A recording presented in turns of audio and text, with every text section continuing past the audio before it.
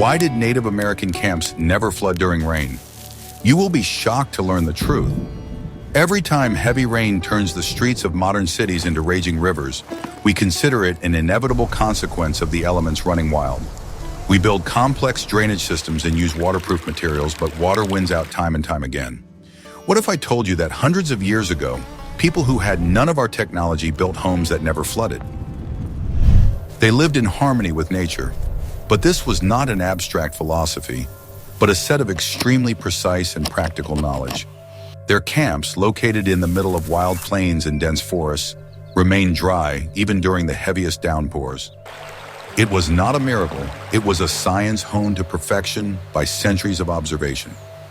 Watch the video to the end to learn how Native Americans read the terrain better than any topographic map, why the conical shape of the teepee was a brilliant hydraulic solution, and what simple secret allowed them to divert rainwater away from their dwellings. What if I told you that everything you believed about the simplicity of ancient dwellings is not true? For indigenous peoples, choosing a place to camp was not just a logistical task, but almost a sacred ritual. They did not conquer space, but fit into it, trying to cause as little disturbance to the earth as possible. This was a fundamental difference from the modern approach, where we reshape the landscape to suit our needs. Their worldview assumed that every hill, stream, and grove had its own spirit and character. Before setting up camp, they spent time observing the area at different times of the day. They studied the movement of the sun, the direction of prevailing winds, and the paths of rainwater runoff. This was not a waste of time, but an essential part of planning. They looked for a place that would accept them, provide protection and comfort. A camp set up in the wrong place was considered not only inconvenient, but disrespectful to the land, which could bring trouble. They understood that the best way to avoid problems was to anticipate them. Instead of dealing with the consequences of flooding, they chose a location that could not be flooded in the first place. Their engineering thinking was focused on prevention rather than repair. For them, the earth was a living organism, not just a set of resources. They saw where the veins of streams ran and where the lungs of dry, windy hills were located. This poetic perception had a completely practical basis. Therefore, their camps were always part of the landscape, not an alien element. They used natural shelters such as folds in the terrain or forest edges to minimize their impact. Their goal was invisibility and harmony. This deep dialogue with nature was their main technology, more complex and reliable than any modern gadget. It allowed them to live where we would not last a week. I am very interested to hear your point of view. What do you think about this approach to choosing a place to live? And can we apply these principles today? Write about it in the comments. Want to know the secret that the best trackers have kept for centuries? The first and most important rule when choosing a place to camp was to look for high ground. It seems obvious, but behind this simplicity lies a deep understanding of hydrology and topography. They never set up camp in lowlands, river valleys, or at the very foot of slopes. They instinctively knew that these were the places where rainwater would accumulate. They always chose gentle hills, plateaus, or high river terraces. At the same time, they did not choose the highest point, which would be exposed to all winds. They looked for the golden mean, a place high enough not to be flooded, but at the same time protected from strong winds by other elements of the terrain. It was the art of finding the perfect balance. Even a small, barely noticeable slope of a few degrees was crucial for them. They understood that this was enough for rainwater to flow naturally away from their dwellings, rather than towards them. They used gravity as their free and reliable engineer. Before finally choosing a location, they conducted a kind of mental experiment. They imagined where the water would flow during a heavy downpour. This visualization skill allowed them to avoid potentially dangerous areas. They also paid attention to the nature of the soil. Loose, sandy soil that absorbs water well was preferable to heavy clay soil, which forms puddles on the surface. They literally dug into the ground to understand its composition. Thus, the choice of location was not accidental, but the result of a complex analysis of many factors. But finding the right hill was only half the battle. Ready to learn how Native Americans turned their knowledge of water into real engineering right on their doorstep? What I am about to show you is banned in 12 countries for being too effective. Just kidding, but this knowledge really was a secret weapon. Indigenous peoples were masters not only of working with hills and valleys, but also with micro-relief, the smallest irregularities in the surface that look like flat ground to us. They saw and used every bump and dip. Setting up camp on a gentle slope, they placed their dwellings not randomly, but in strict order. Each teepee was positioned so as not to interfere with the flow of water from the dwelling standing higher up the slope. They created a cascading system where water flowed freely around the entire camp. They never leveled the ground under their dwellings to a perfect flat surface, as we do. They preserved a natural, barely noticeable slope. This allowed any water that might accumulate on the floor to flow out immediately. They intuitively understood the concept of a watershed. Even on a small patch of land, they could determine the line along which water would flow in different directions. It was on this imaginary line that they tried to place the center of their dwelling. Their sensitivity to the terrain was phenomenal. They could determine the slope of the surface simply by the feel of their feet. This knowledge was in their bodies, not in books or drawings. They even took into account such small details as mole holes or the hoof prints of large animals. Any depression in the ground could become a channel for water. They either avoided such places or filled them in before setting up their dwellings. It was this attention to the smallest details that distinguished their approach. They knew that in the struggle for survival, there are no small things. Every centimeter of slope mattered and worked for their safety. What if I showed you a time machine that would transport us to a world of ingenious engineering? That machine would be the ordinary teepee, the dwelling of the tribes of the Great Plains. Its design, refined over centuries, was not just a home, but a perfect device for protection from the elements, especially rain. The main secret was its conical shape. The sloping surface did not give rainwater a chance to linger. The drops simply rolled down the stretched bison hide without having time to penetrate inside. The angle of the walls was perfectly calibrated.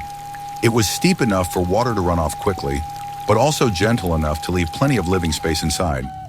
This was the result of hundreds of years of trial and error, leading to the optimal shape. The poles that made up the frame of the teepee were not placed randomly, but according to a strict system. Usually 12 to 25 long, straight poles made of pine or fir were used. 3 or 4 of the strongest poles were tied together and placed as a base, and the rest were attached to them. This structure created a strong and stable frame. A covering of sewn bison skins was stretched very tightly over it. The heavier the rain, the more the skins got wet, became heavier and stretched even tighter, making the entire structure monolithic and impervious. There was a smoke hole at the top of the teepee. Its position could be adjusted using 2 special poles, ears or wings. During rain, these ears were brought together almost completely, leaving only a small gap for smoke to escape and preventing water from getting inside. The direction of the entrance to the teepee was also important. It was almost always located on the east side, away from the prevailing westerly winds that brought rain. This simple rule significantly reduced the amount of water getting inside. The place where the poles touched the ground formed an almost perfect circle. This allowed the load from wind and precipitation to be distributed evenly. The round shape also minimized the number of corners where water could accumulate. Assembling and disassembling the teepee was a quick and smooth process. The women of the tribe could set up or take down a dwelling in less than an hour. This mobility allowed them to quickly leave the area if the weather conditions became too severe. But what happened to the water that did get inside, for example, through the entrance? In the next chapter, you will learn how indigenous peoples organize the interior space of their homes to combat moisture. Even in the most perfect dwelling, a small amount of water could seep inside. Indigenous peoples knew this and developed an effective system of internal drainage and protection. Their fight against moisture did not end with the outer shell of the teepee. Around the inner perimeter of the teepee, right at the base of the walls, They often dug a shallow groove. This groove, barely visible to the eye, served to collect water flowing down the inside of the covering. It was a simple but ingenious technique. The water collected in the trench did not stagnate. It was either absorbed into the ground or, thanks to the general slope of the site, flowed out through a special small hole under the wall of the dwelling. Thus, the floor in the center remained dry. A key element of the interior was the lining, or ozan in the Lakota language. It was a strip of skins or canvas about 1.5 to 2 meters wide, which was attached to poles from the inside around the entire perimeter. It created a second inner wall. This lining served several purposes. First, it created an air gap that acted as insulation, keeping the dwelling warm in winter and cool in summer. Second, it protected against drafts coming from the ground. But its main function during rain was to intercept moisture. Any drops that might seep through the seams of the main covering fell not on people and things, but on this lining. From there, they flowed directly into the drainage groove at the base. The floor of a teepee was never just bare earth. It was covered with skins, and in later times with canvas. This created an additional barrier against moisture coming from below. Sleeping areas and storage areas were always located closer to the walls, on a kind of platform made of branches or mats. This raised them above floor level, ensuring that they remained dry. The hearth was located in the center at the lowest point, which also contributed to overall dryness. The entire organization of the interior space was subordinated to the logic of combating water and cold. Each item had its place, and that place was determined by the laws of physics. There was nothing random about the dwellings of indigenous peoples. This multi-level protection system, outer covering, inner lining, drainage groove, and raised floors, created an incredibly comfortable and dry space. They lived in harmony with nature, but did not allow its whims to disrupt their daily lives. Are you ready for the shocking truth about forest peoples? Not all Native Americans were nomads living in teepees. Peoples of the Northeast, such as the Iroquois, built huge and durable wooden houses called longhouses, and their methods of protection against moisture were no less ingenious. A longhouse was a massive structure with a frame of posts dug into the ground and woven together with thinner, more flexible poles. The walls and roof were covered with large sheets of elm or ash bark. It was the properties of this bark that held one of the main secrets. The bark was removed from the trees in the spring when it was most flexible. The sheets were laid on the frame like tiles so that the upper sheet overlapped the lower one. This simple solution prevented rainwater from penetrating the gaps. The roof of a longhouse was not flat but gabled or arched. This shape, as in the case of a teepee, ensured quick and unobstructed drainage of rainwater. Water did not stagnate on the roof, which prevented leaks and rotting of the bark. The longhouse did not have a foundation as we understand it, but the floors were always earthen and well-tamped. More importantly, inside the house, along the walls, there were wide two-tiered bunks. People slept, worked, and stored their belongings on these raised platforms. This meant that even if moisture got onto the earthen floor, all life took place at a height of 30 centimeters to 1.5 meters above the ground. It was a simple and effective guarantee of dryness and warmth. Belongings and people always remained safe. The layout of the longhouses in the village was also well thought out. They were placed in rows parallel to each other, leaving wide passages between them. This space allowed water to flow freely and not accumulate between the houses. But what if water still begins to accumulate around the dwelling? In the next chapter, we will look at another simple but extremely important engineering technique that many tribes used. Even with the most careful site selection and perfect dwelling design, extreme weather conditions could cause problems. Prolonged rains could saturate the soil with moisture, and then a simple but effective drainage system came to the rescue. Indigenous peoples were skilled earthworkers. A shallow trench was often dug around a teepee or other dwelling, especially if it was located on a gentle slope. This trench intercepted the streams of water flowing down the slope and prevented them from reaching the dwelling itself. It was a kind of miniature moat. The trench was usually semicircular in shape and was located on the uphill side, where the water flowed from. It functioned as both a dam and a canal. It stopped surface runoff and directed it around the camp. The depth and width of such a trench were small, usually no more than 15 to 20 centimeters. This was quite enough to cope with the flow of water from a normal heavy rain. Bone shovels or simply sharpened sticks were used as digging tools. The excavated soil was not scattered randomly, but was placed on the outside of the trench, forming a small parapet. This earthen embankment served as an additional barrier to water. This combination of a ditch and an embankment significantly increased the effectiveness of the entire system.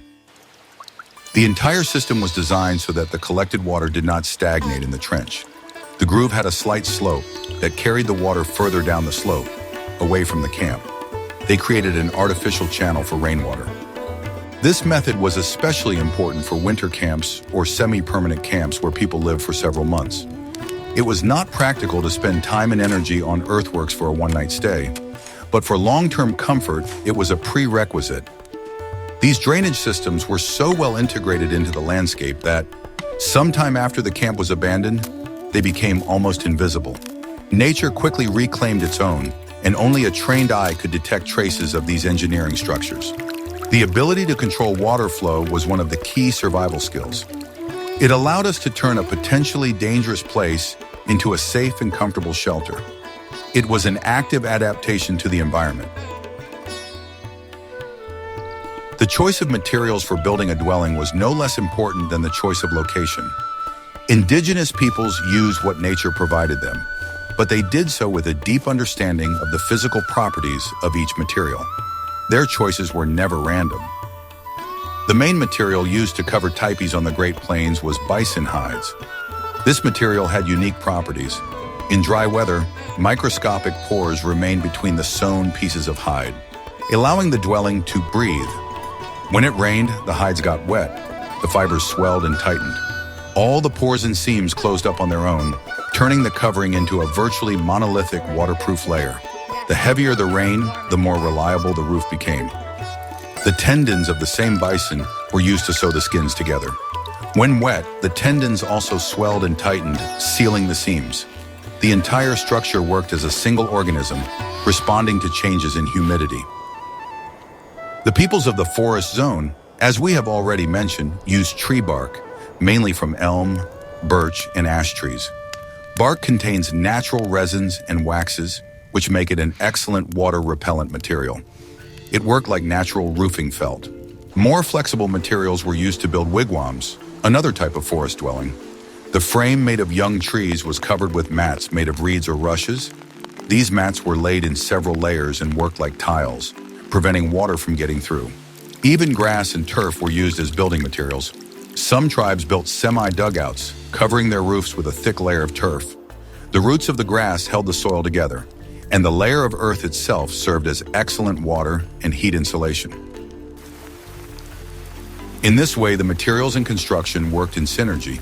The right choice of materials in a well-designed dwelling produced remarkable results.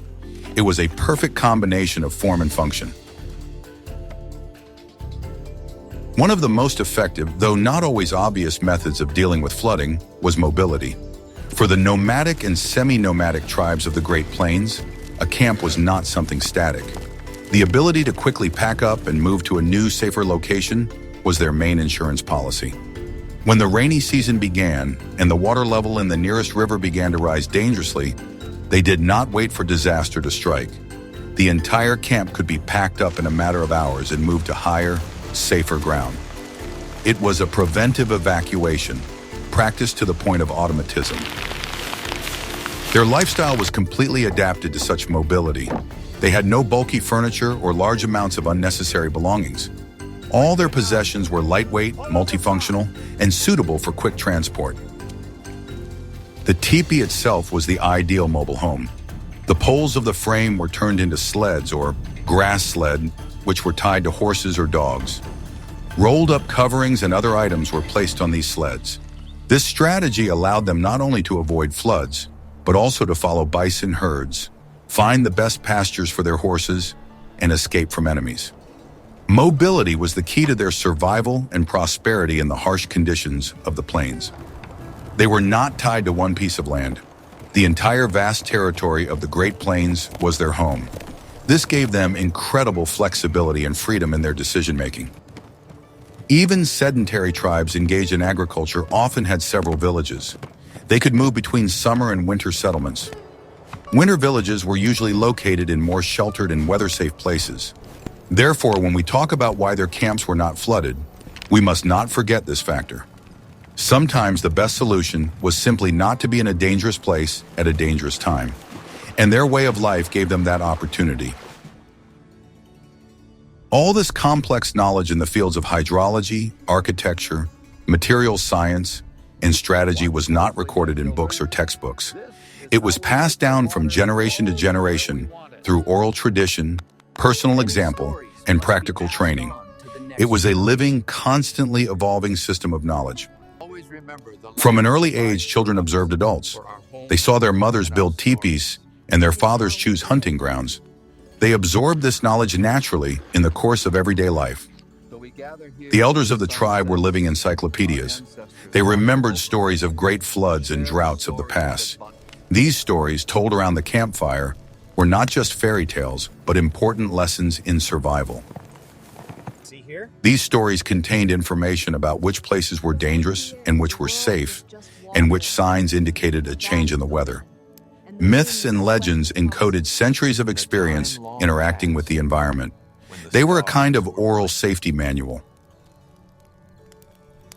The training was practical. Boys were taught to read not only animal tracks, but also watermarks on the ground. Girls were taught how to properly process and sew skins so that they would not let moisture through. Mistakes in this training could have serious consequences, so it was taken very seriously. The survival of the entire community depended on how well the younger generation learned the lessons of their elders. It was a collective responsibility. Remember, we are all connected. This system of knowledge transfer was incredibly resilient. It allowed experience to be preserved and multiplied over hundreds and even thousands of years. Each new generation added its own observations to the common pool. That is why their skills were so perfectly honed. It was not the result of a single brilliant invention, but of a slow and gradual evolution of ideas and practices.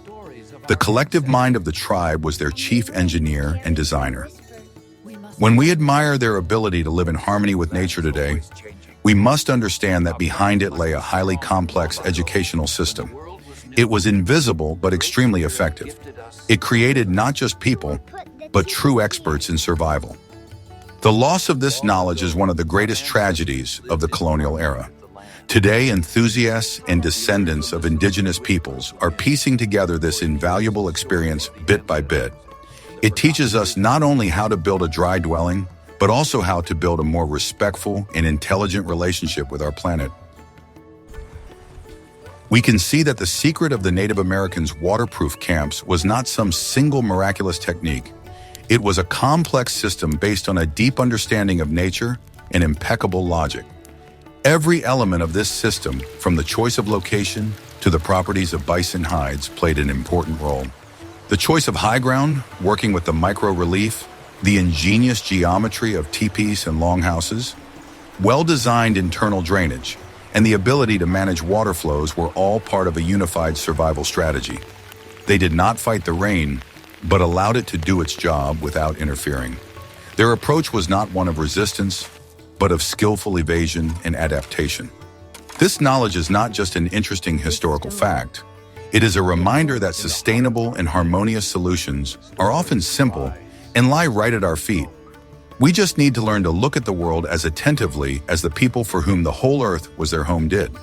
What other aspects of indigenous people's lifestyles and technologies would you like to see in our next videos? Perhaps you are interested in their clothing, hunting methods, or food preservation techniques? Suggest your topics in the comments and don't forget to subscribe to our channel so you don't miss out on new journeys into the past.